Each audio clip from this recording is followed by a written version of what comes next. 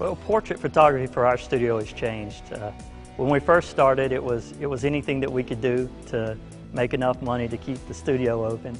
We did the packages were the big thing for us, and we would let the proofs go out of our studio and disappear into the sunset and hope they would come back one day. But what we decided to do about 3 years in, we really came close to bankruptcy with our business. We thought we were doing well, but the numbers were not there. So we knew that we had to make a change. And so we looked around at the industry, and we looked at the guys who were doing the best. And what we found was they tended to work more with wall portrait sales and going for those larger sales for the fewer customers, which works well for our area because we don't have a large amount of people to work with, and we needed to get more off of each client. So we decided that we were going to concentrate on wall portraits and go and learn everything that we could about that industry and really concentrate on that.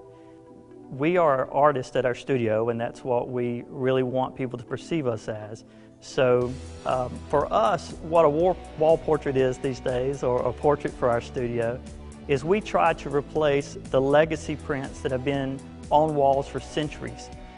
It used to be that the painters, the oil painters, would paint those, but what has happened over many years is there's not as many artists as there used to be. You know, in the old days, you would paint or play music to entertain the family, but since television came along, now it's hard to even find art classes in schools anymore.